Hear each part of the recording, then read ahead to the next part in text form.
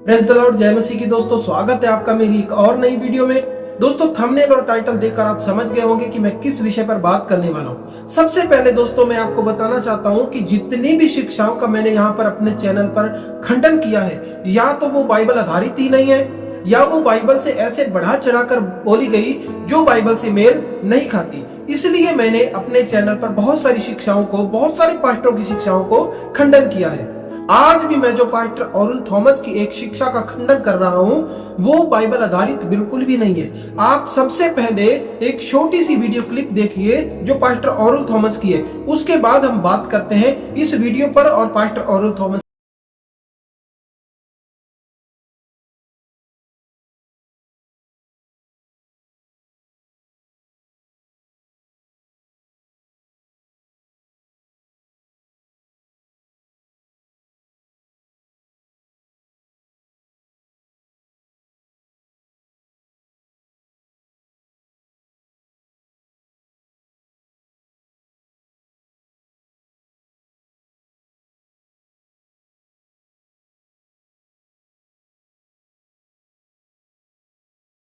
तो बहुत सारे लोग इस वीडियो को देखने के बाद ये कहेंगे कि ये पास्टर ऑरेल थॉमस जो है ये गलत ही क्या कर रहे हैं, ये तो उन दोनों का अभिषेक कर रहे हैं। मैं आप लोगों से ये पूछना चाहता हूं कि क्या प्रभु यीशु मसीह के जन्म के बाद यानी नए नियम में कभी भी तेल का अभिषेक करने के लिए इस्तेमाल किया गया हो या जरूरत पड़ी हो? तो आप मुझे भी बताओ, उस वचन को मुझे भी दिखाओ, मैं भी पढ़ना चाहता हूं कि कहां ऐसा लिखा है। लेकिन ऐसा कोई वचन नए नियम में नहीं मिलेगा जहां प्रभु यीशु मसीह के जन्म के बाद किसी का अभिषेक करने के लिए तेल की जरूरत पड़ी हो।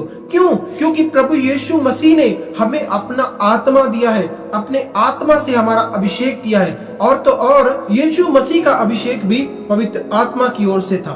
अगर उसके विषय में पढ़ें तो यीशु मसीह जन्म से ही पवित्र आत्मा से परिपूर्ण थे।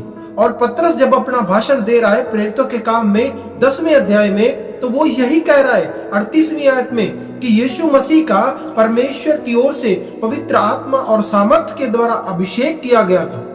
तो बताइए, जब प्रभु यीशु मसीह को तेल की जरूरत नहीं पड़ी तो आज ये लोग कैसे लोगों के साथ, उनकी भावनाओं के साथ खेल सकते हैं? ये लोग हर एक व्यक्ति को इमोशनल ब्लैकमेल करते हैं ऐसा काम करके। आज बहुत सारे चर्चों में देखा जा रहा है कि यही काम हो रहा है। तेल के नाम से अभिषेक को बेचा भी जा रहा है। हो सकता है ये व्यक्ति भी इस तेल का जो इस्तेमाल कर रहा है, इस अभिषेक को बेच रहा हो, इसमें कोई बड़ी बात नहीं है। लेकिन प्रभु यीशु मसीह के आने के बाद कभी भी तेल का इस्तेमाल जो है वो अभिषेक के तौर पर नहीं हुआ।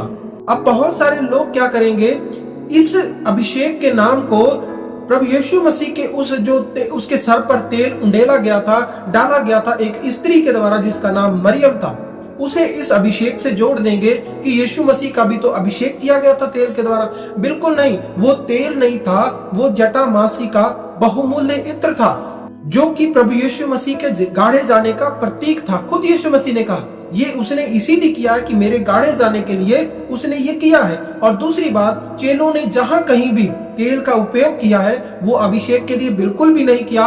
बीमारों पर तेल मलकर उन्हें चंगा करने का ये काम किया है तेल के द्वारा। अगर आप पढ़ो मरकुस रचित सुसमाचार उसका 6वां अध्याय उसकी 13वीं आयत में कि उन्होंने तेल मलकर बीमारों को चंगा किया। और एक बात मैं आपको बताना चाहता हूं कि यीशु मसीह ने जो वायदा किया था उस आत्मा के, उस पवित्र आत्मा के सहायक के आने का, वो यही था कि तुम्हारा अभिषेक आत्मा के द्वारा होगा। और अगर हम पहला यूहन्ना उसका 2 अध्याय उसकी 20वीं आयत पढ़े तो वहां साफ लिखा है कि तुम्हारा तो उस पवित्र के द्वारा अभिषेक हुआ है और अब तुम सब जानते हो। जब तुम सब जानते हो तो ऐसी बातों से, ऐसी शिक्षाओं से तुम अनजान कैसे रह सकते हो?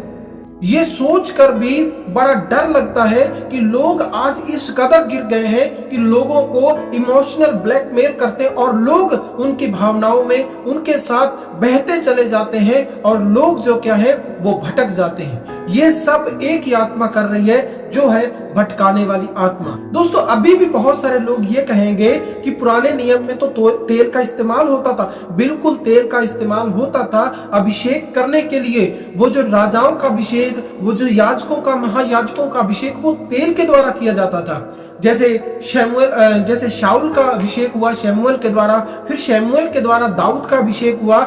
लेकिन ये अभिषेक का तेल जो है, उस ने पहले ही चेतावनी दे दी थी कि कोई भी इस तेल के जैसा डुप्लीकेट नहीं बनाएगा, ना ही इसके मिलावट में कुछ मिलाएगा। निर्गमन की पुस्तक अगर उसका 30वां अध्याय 31-32 आयत पढ़े तो वहां साफ लिखा है किसी दूसरे पर यह तेल ना डाला जाए, और अगर ऐसा होता है तो वो मार डाला जाए। अब बताइए।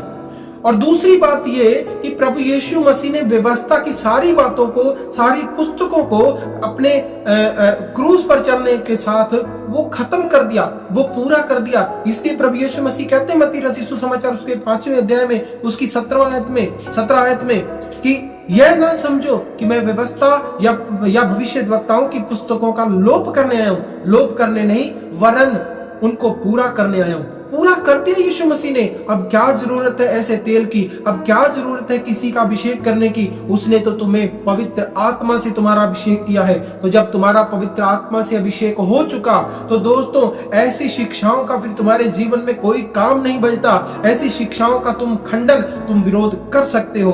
क्यों? क्योंकि प्रभु यीशु मसीह का वचन कहता है अंधकार के निष्फल कामों में सहभागी ना हो, वरन उनका उलाहना दे, यानी उनको एक्सपोज कर। कहां लिखा है? इफिसियों की पत्री उसका 5वां अध्याय उसकी 11 आयत आप पढ़ना। मसीह में मेरे प्रियो, मेरा कहने का यही मकसद है कि आप ऐसी शिक्षाओं से बचो, क्योंकि अंत समय है और ये समय नजदीक है। प्रभु यीशु मसीह कभी भी आ सकते हैं। ऐसी शिक्षाओं में उलझकर अपने जीवन को बर्बाद ना कर लेना। आने वाले समय में हम यीशु मसीह के साथ पाए जाएं, ऐसा प्रयास करना है सबको। मसीह में मेरे प्रियो, आज के लिए इतना ही। मिलते नेक्स्ट वीडियो में, तब तक के लिए जय मसीह की। Praise the Lord. God bless.